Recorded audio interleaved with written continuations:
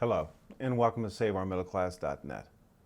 Today I'm addressing this video to Mr. Bill O'Reilly, who is a student of history, has forgotten a couple of very important lessons.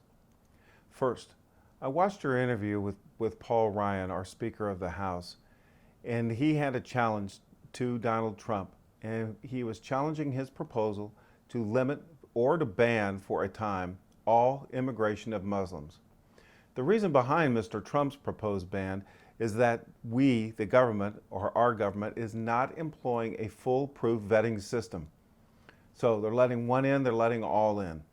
But that did not concern Mr. Ryan. He was basing his challenge to Mr. Trump upon, of all things, freedom of religion. He stated that he felt that we are a country that supports freedom of religion. And you, Mr. O'Reilly, did not take this opportunity to challenge his stance based upon his support of our freedom of religion. Your next question should have been to ask Mr. Ryan, how can he support groups or individuals whom themselves oppose our freedom of religion, along with freedom of speech, the rights of women, and the rights of every protected class in America? This point seems to have been lost in your questioning and should have been raised. Secondly, you recently appeared with Stephen Colbert on his show, The Late Show, and during your discussion, the topic of gun control was discussed along with our access to firearms. I agree with you that more gun control laws would not have prevented Orlando from happening, but you did not stress the importance of having an armed citizenry. You seem to have forgotten the immediate aftermath following Hurricane Katrina, when our government was nowhere to be seen and lawlessness was the rule of the day. In fact, it was the rule for many, many days.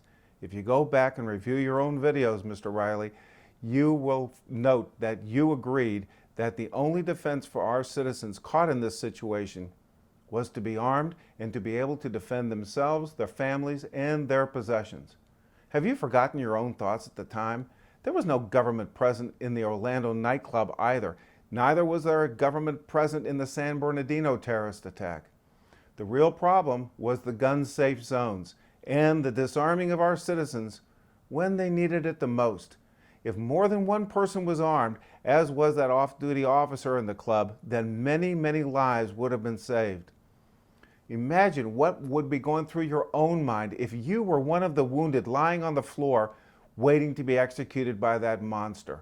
I would be wishing I had brought a gun to defend myself. The government cannot protect us and will not protect us. They will only make us more vulnerable and unable to defend ourselves. The real lesson from Katrina, Orlando, and San Bernardino is to arm yourself. No government will protect you in your hour of need because they won't be there.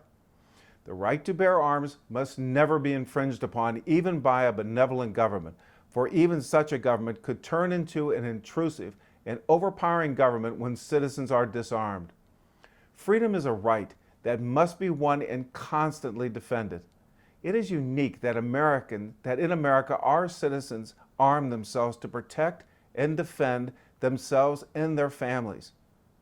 But unfortunately, there are gun-safe zones that beckon killers who oppose our freedoms. I agree with you, Mr. O'Reilly, that this is a war with these jihadists, but no one is offering a plan, at least not a domestic plan. I have such a first step proposal in my video addressed to Mr. Paul Ryan. I propose a very simple public and legal means by which we can identify domestic organizations opposed to our freedoms. In fact, it makes them self-identify and thereby allow law enforcement to focus on these organizations which do not and will not support our Constitution, our Bill of Rights, and our laws which protect all of us. I appreciate your idea of federalizing all gun crimes, but how about also the need to call out these tax-free organizations that actively oppose our freedoms and teach something else entirely? As always, may God bless our American middle class. Thank you for listening, and goodbye.